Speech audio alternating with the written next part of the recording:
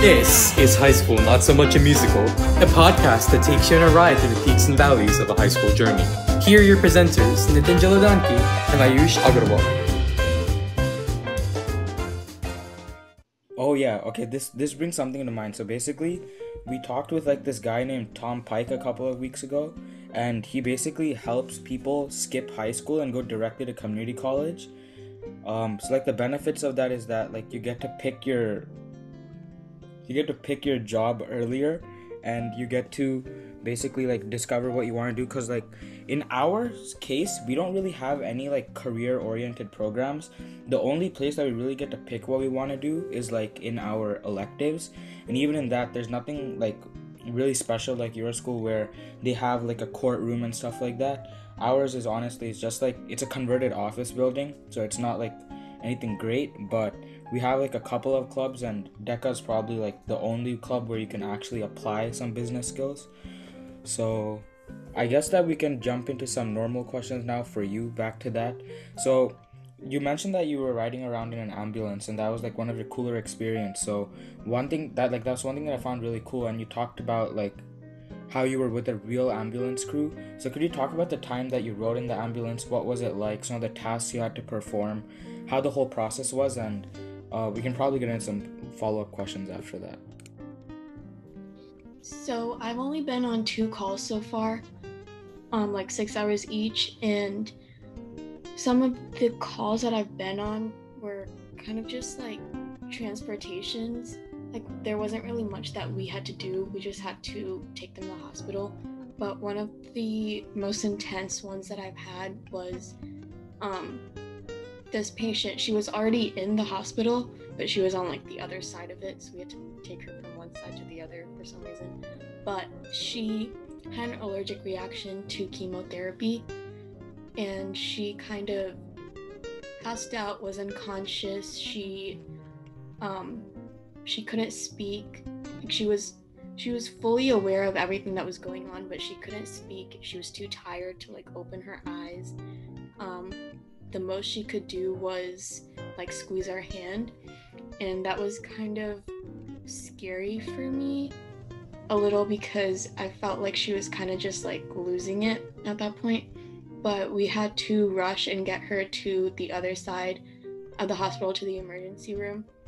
And I remember she was passed out on the hospital bed, and she was trying to sign language to us something, and I felt like the doctors, they knew what they were doing, but I felt like they weren't really listening to her because she was obviously, she couldn't talk, so she was trying to do sign language, but I felt like they weren't really paying attention to what she had to say or try to tell us, and that was kind of a frustrating experience. But then I realized they've been doing this for a lot longer than I have, and they probably know what to do even if she isn't able to communicate it. So that was kind of a really different experience for me. Another one was, it was just a diabetic patient, and she kind of became unconscious. She kind of lost touch with what was going on, and I had to take her blood sugar. As a high schooler, you don't really get to do much because you can't really get in the way of what's happening when there's actually an emergency. But I got to take her blood sugar, I got to take her blood pressure. It's mostly just vital signs, stuff like that.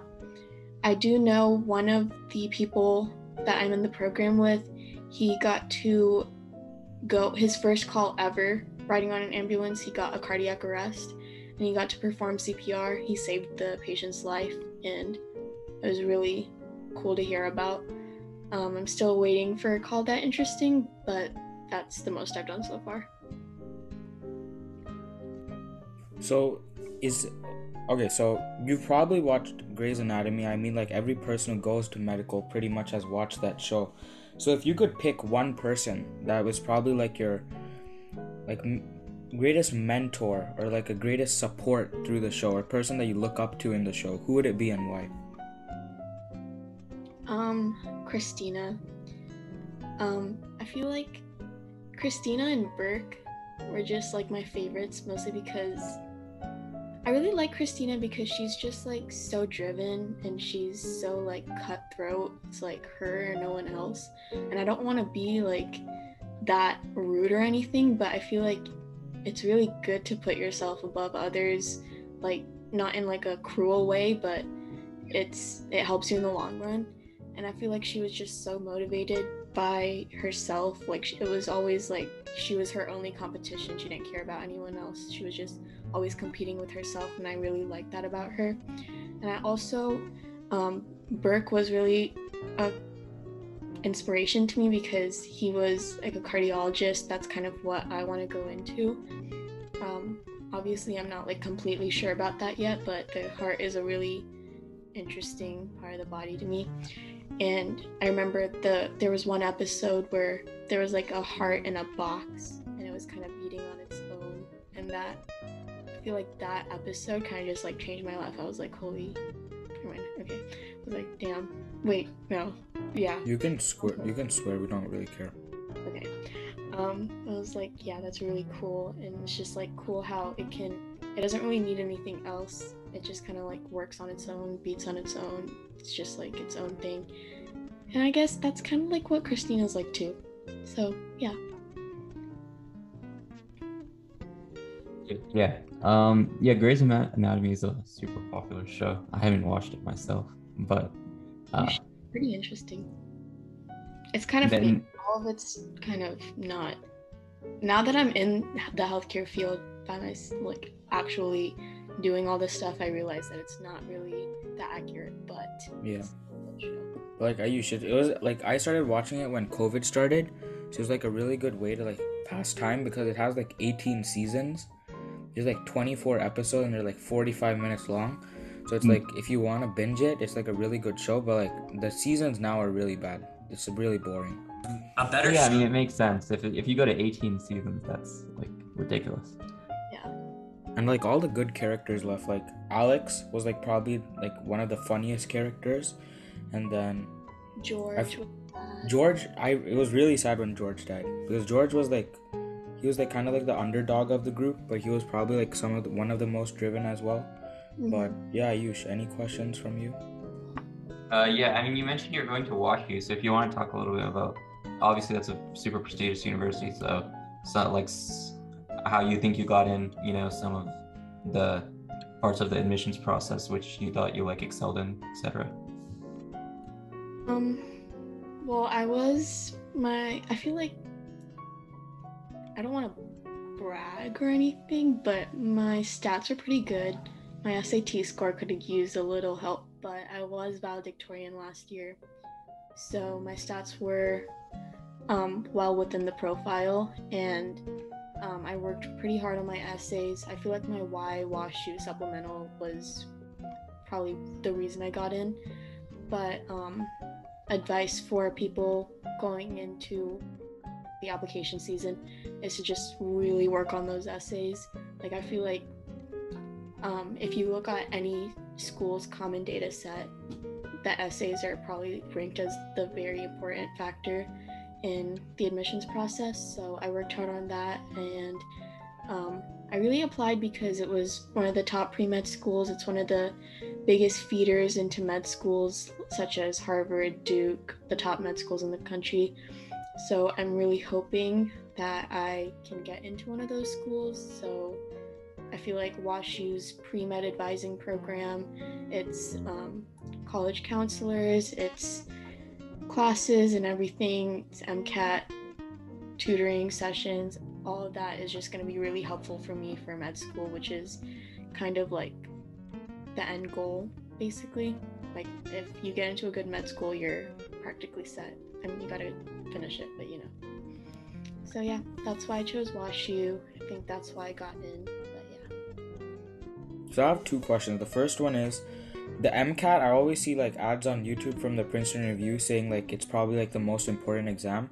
So if you could describe what the MCAT is. And then the second one is, so obviously everybody like has the assumption, and it's very true, that like the life of a doctor before they can actually like start practicing and like get to start their life is really long, because through Grey's Anatomy, like even if it's not very accurate, what I learned is that you have to like kind of get your internship at the hospital, and then you have to become I forgot like the name of the roles, but it's like a really really long amount of time, and then you need to take like a test in the middle.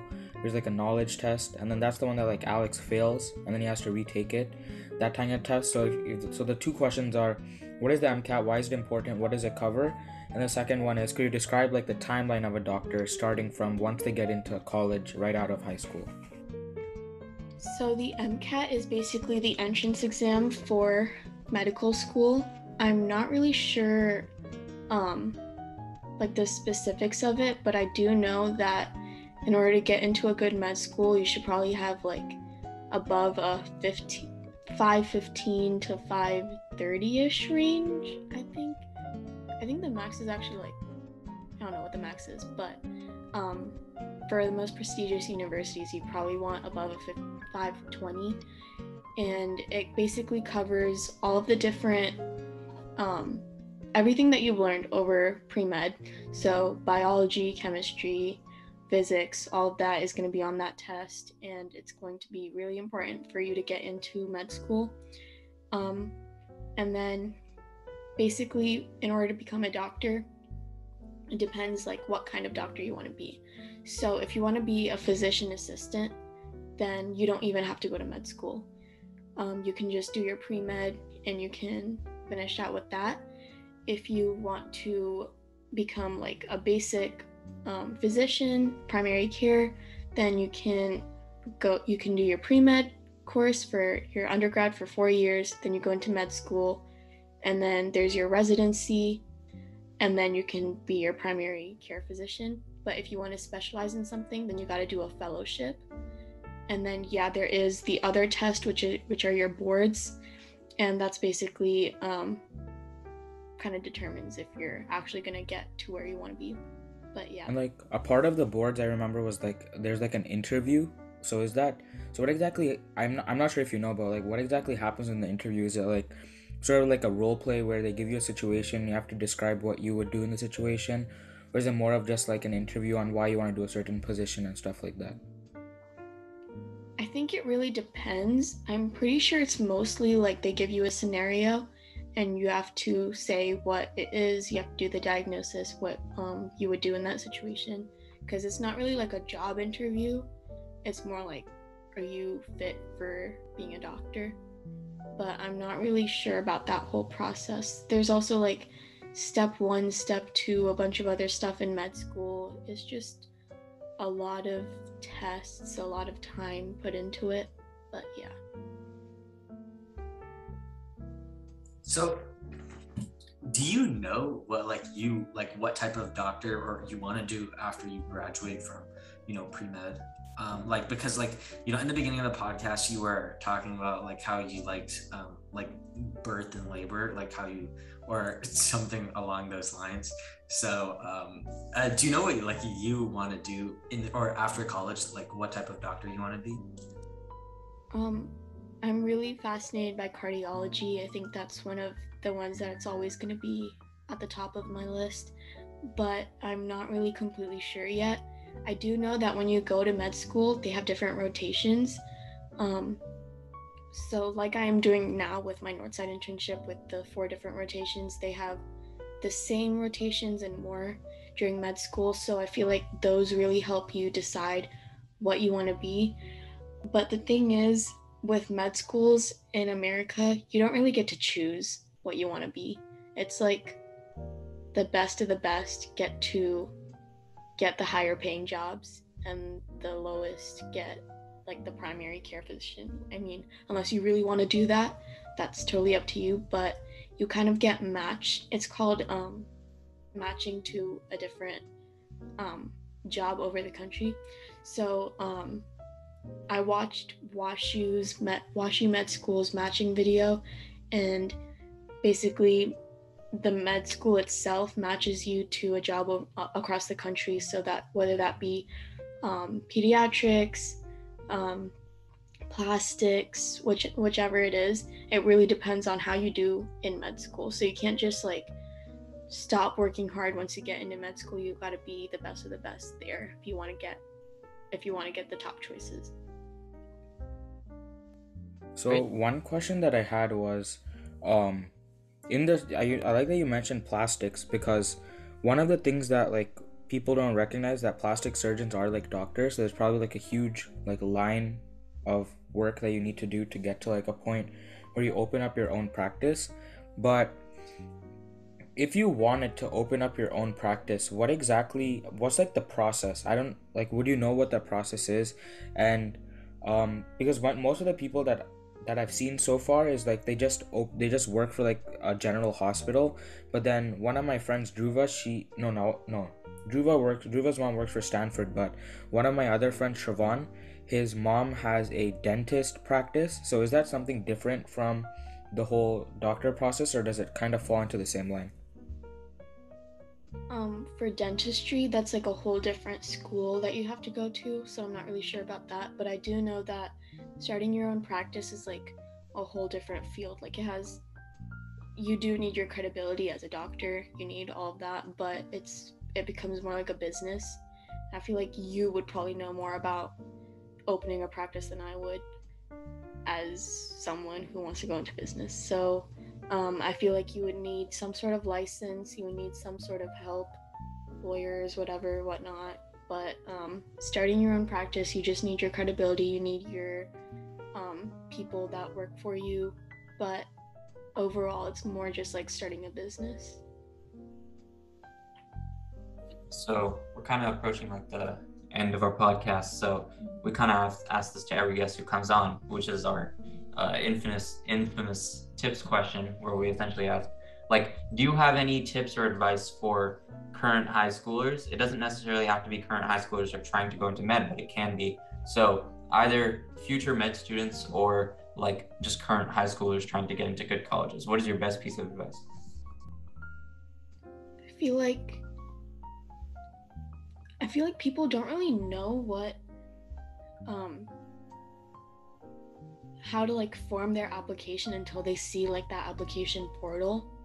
Like, I wish I got to see like that page beforehand, like where I submit all of my awards, all my honors, all my extracurriculars, because it would have changed a lot about how I worked on things during high school. So basically, for your extracurriculars, the Common App page, it gives you 10 slots to fill for your extracurriculars.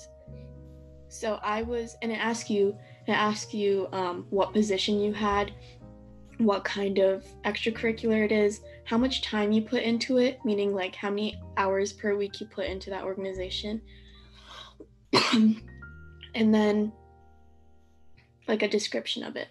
So it doesn't really matter what you're doing, it matters how you word it. Like, I could be doing the most boring stuff ever. Like, I could be doing paperwork for an office, but if I word it right, that's gonna look like amazing on that. Like, for example, I literally work for a dance institute and I just teach like little kids, but the way I worded that, it made me sound like I was doing God's work, because if you word that thing right, then people are gonna think that you're like an insane high schooler. So it doesn't matter how much stuff you have, if you can fill that 10 and you can make it sound good, you're good. And the same thing for your essays. Like, that's the biggest part of your entire application, and no one even obviously people give some sort of importance to that, but they don't realize it's the deciding factor.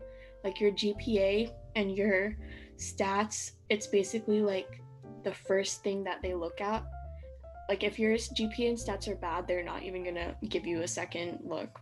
But like, that's the harsh truth, I'm sorry. Like, they're gonna look at your application, but they're already gonna have that mentality, like, oh, this person's not really a good student. So that's like kind of the bare minimum, your GPA and your stats. And then you got to worry about your writing, like how you're going to word that extracurricular stuff, how you're going to work on your essays. And I feel like that's the biggest thing for getting into college. Like, it's not really a hard process at all. It's just about bragging about yourself in the best way possible. So yeah, that's my piece of advice. Okay, thank you so much for all of the time that you took for the podcast. For all of the high schoolers out there, if you do have any questions, I guess that just try to reach out to like the person in your school who's like the best person to talk to, because if you really like medical, then Tanvitha, do you have any advice for people who want to go into medical and how exactly they can find some opportunities and stuff like that? Then we can round it off there. I would prepare a really good resume, and I would print some of those copies out, and I would go to every single practice in your area, like just knock on everyone's doors, be like, hey, I'm a high school student, I'm really looking for an internship, and I have some experience, here's my resume, please reach out to me. And then take their contact card so you can reach out to them again. And you're gonna get 90 no's, but you're gonna get one yes, and that's the one that matters. But yeah. Okay, perfect. Thank you so much for all your advice and time, and thank you so much to our listeners for listening. Thank you for having me. Bye. That's our show for today. Now roll the credits. High School Not So Much a Musical is hosted by Ayush Agarwal, Nitin Jaladanki, and Rishi Sinha. Narration by Samhit Padala. Music from Louis Luang Relaxation Cafe, Tune Pocket, and Infraction. If you like the show, please recommend it to your friends and family.